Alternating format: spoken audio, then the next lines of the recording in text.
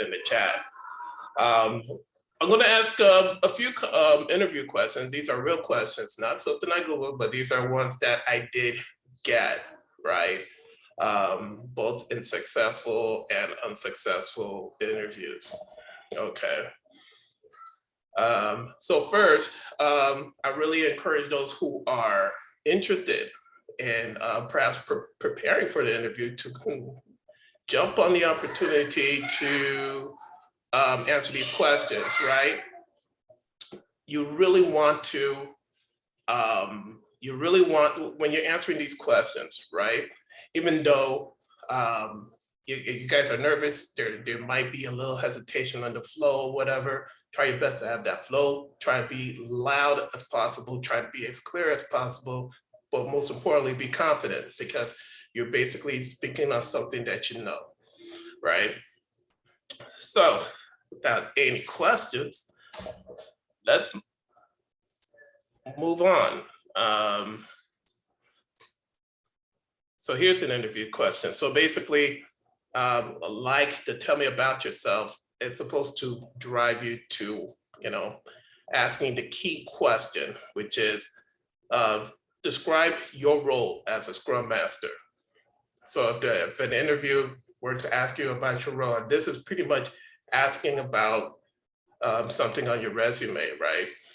So describe your role as a Scrum Master, or describe your role at ABC company. Like, what do you do there, right? So it's a kind of a general question that I place, but it also answers a question: what did you do at so-and-so place? So who wants to go first? Describe your role as a Scrum Master. Richard, I wanted to thank you so much for that question. My role currently as a Scrum Master is actually coaching the team, my team members. I believe that with coaching the team members especially is one of the most important aspects when it comes to Scrum. So an example was that like when it comes to daily stand-up, sprint retrospective, and all those agile methodology. Majority of what we normally do is we actually implement the team in order to understand what Scrum is and to also understand the value that Scrum has. So an example would be like the daily stand-up, which is the 15 minutes 15 minutes meeting. With the daily stand-up, majority of what we normally do for that daily stand-up will be actually we actually go in circles. Within my team and within my other organization, we actually give out a ball. And the ball is like whoever has the ball has the right to speak. So with the ball, like we ask like what is being done, what we are doing today, what is being done and what was done yesterday. And with that 15 minutes, 15 minutes, with that 15 minutes, I'm sorry, with that 15 minutes section. I'm so sorry about this. With that 15-minute section, we're able to actually achieve so much because we're actually coaching the team about what they need to expect beforehand and afterhand. So after that, the most other important thing that I do actually is assisting the product owner, especially when it comes to the product backlog, because the product backlog is the thing that actually generates that actually drives when it comes to achieving that when it actually comes to achieving the sprint planning. So with that product backlog, what we actually just do is we actually gather the user story, the points, and if we are able to achieve those stories and those points within that sprint. So those are some things that I normally do. The most important thing would be like moving word blocks. Moving word blocks are very important. For an example is just like let's just say the example is a development a team I was working on currently. We were working on a certain backlog or a certain problem. But this teammate was having certain issue that they weren't able to meet the story that they wanted to get. So so that was a word block right there. So what I did was I did peer reviewing, and with that peer teaming.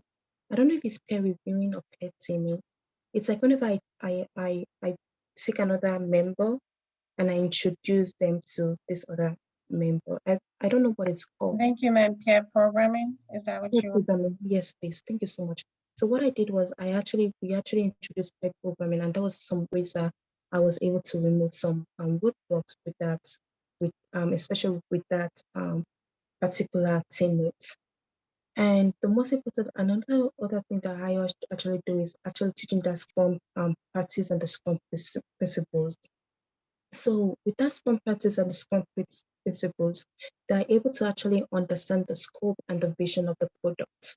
They're actually able to understand how we are actually aligning when it comes to the stakeholders' requirements, or when it comes to the users and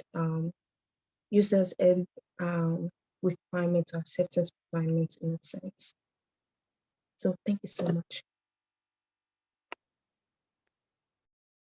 All right, Dorcas, thank you for that.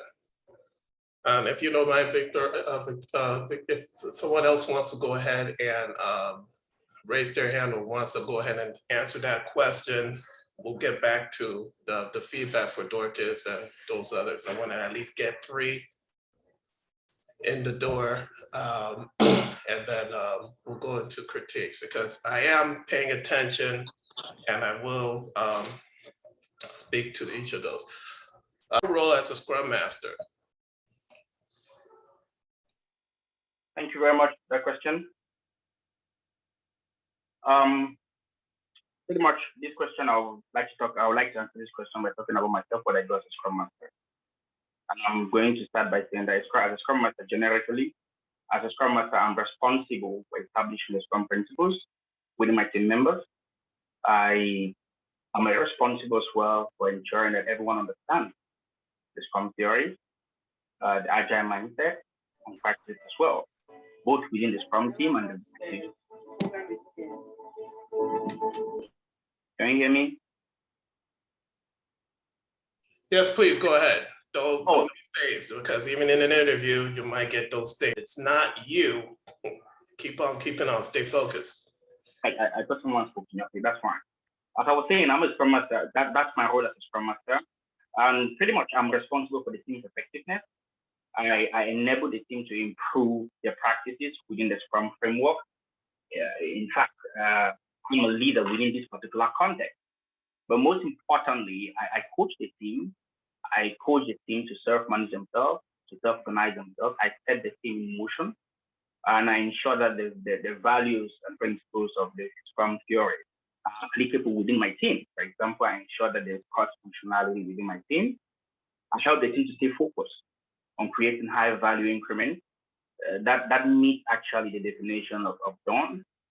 I remove impediments to the team's progress, ensure that all the Scrum events takes place are positive, they're productive, and they are kept within the time box framework, the time box principle of Scrum events. Now, also, as a Scrum Master, I do a lot of other things towards the product owner. I find techniques for effective product goal definition, and I propose it to the product owner as well. And also, I help the product owner giving techniques on how to manage the product backlog effectively. So I have a broad function as far as this is concerned to my organization, to my team, as well as the product owner. Now, the organization, basically, I lead, I train, I coach the organization in the Scrum adoption principles.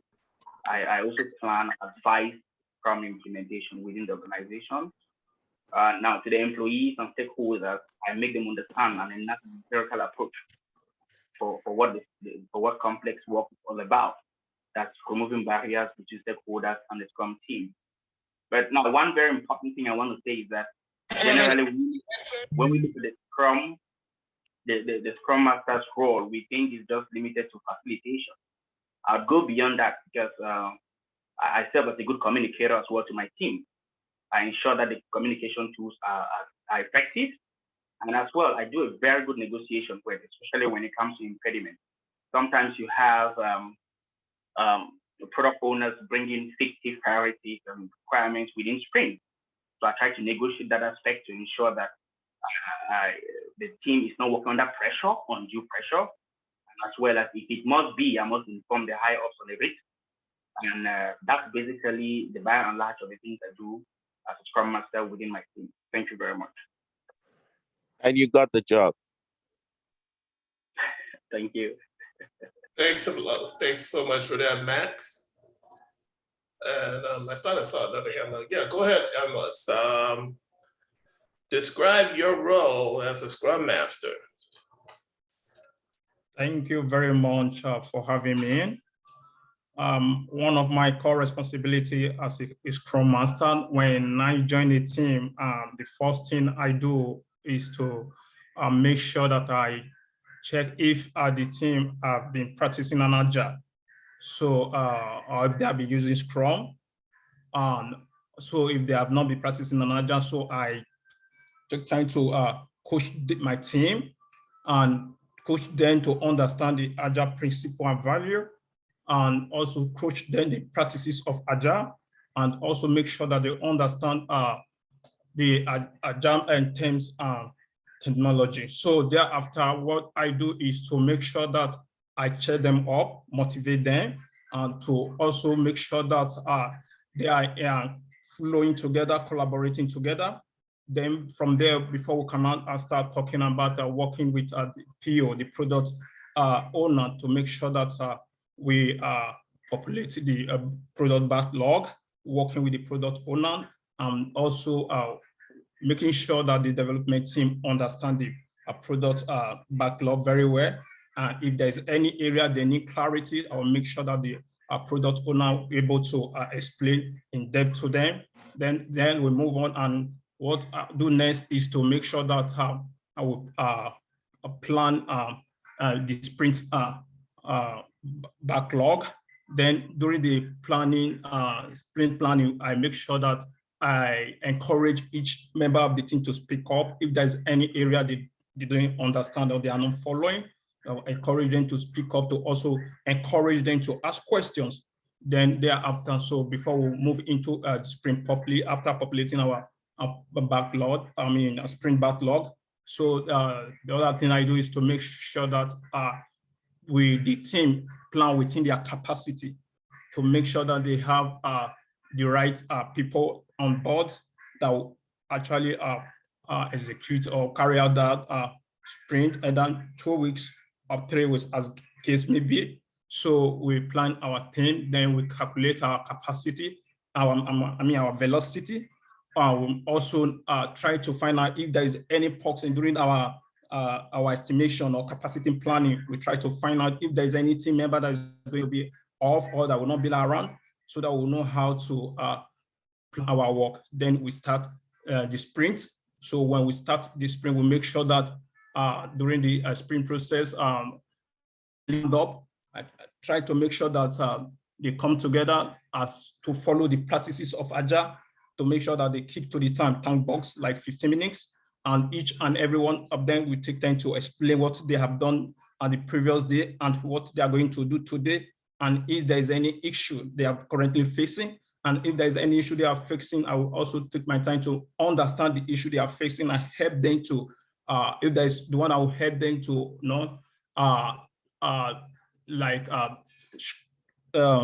take them away from impediment, external distraction. I will also add that capacity. Then we'll move on to where we have a review. And during the review, I make sure that the stakeholder at least send one of their representatives, what one thing I've understand, like my previous team, when I was a leader, then I discovered that they don't do a review, because the reason being that there's no stakeholder that normally come around to actually look at what they have done. So I encourage the stakeholder to always send their representative. By so doing, it will give them morale and also give them the ability to also see what they have done and what area to also improve on. Then after the sprint review, we move to sprint retrospective, where we also discuss where the achievement, the increment, we talked about it, and what they have done well, and what they are going to improve on. So, and another thing I also carry out, if there is any conflict within the team, I make sure that I talk to them one-on-one and know what the issue are. Then I encourage them to also make sure that they collaborate together, they work together, they have one mind, and encourage them openness, oneness. So that's how I'll be able to facilitate my team as a Scrum Master. Thank you. Awesome there, Amos. So we'll take one more. I know I'm stretching it, Victoria, but we're going to go ahead and take one more. And that will be Victor. Okay, I want to raise my hand. I can't find the button to raise my hand. I'm not sharing. I just raised my hands because I want to go ahead and give a critique. Let's hear it. yeah, so thank you very much, everyone, Dorcas, Max, and Amos. Thank you. Number one, I want to commend your courage to take the bull by the horns. And the reason is because it's the number one thing about being a Scrum Master. You have to be bold, you have to be assertive, and you have to be confident. So on that note, all three of you did very well. And this class right here, I'm going to say this because I'm a practicing Scrum Master, and I have benefited from this class. When I was out of my job, and the camaraderie, the wisdom that was shared is what has helped me in my career today. Now, with that being said, I want to start with Dorcas. Dorcas, you did very well, and even though you were nervous, but you came through by describing, trying to show at least that you have a grasp of what the job entails. But I would go to Max. Max, you nailed it. That's why I said you got the job. The reason is because, tell me about your role as a Scrum Master does not necessarily mean explain your day-to-day. It means give me a high-level overview of what you do, which means that you demonstrate the fact that you have a grasp, number one, of the concepts of the Scrum framework. By the way, it is not a methodology, it is a framework, and you did that eloquently. So a Scrum Master needs to be able to say, I help teams become more effective. I remove blockers, I remove impediments. I help teams to become self-managing, right? I help teams. It is a situational leadership role. I say that to say that there are times that you're going to be a coach. There are times that you need to be a teacher. There are times you need to be a mentor. There are times that you need to be a motivator. There are times you need to back the hell up and allow the teams to create the environment where they can make their decisions and be self-managing. So that is, in a nutshell, what you demonstrated, Max. And also coming to Amos. Amos, thank you for your going into you demonstrated your knowledge of the Scrum framework and all of the events. People call it ceremonies, I call it events. It's the same thing. But that was not exactly what this question was about. This question was about the fact that you are serving the PO by helping him manage the backlog, by coaching him to the point where the sprint goal, the product goal is well defined. He is available to offer clarifications when the team members need them. He understands that he is not a manager, but he is a member of the team. He's a partner. And that's the most fascinating thing about Scrum. Everybody's a partner. There's no hierarchy. Okay? So, and then you mentioned velocity, which I took note of. For a new team that you're joining, you don't necessarily have velocity because velocity comes after several sprints.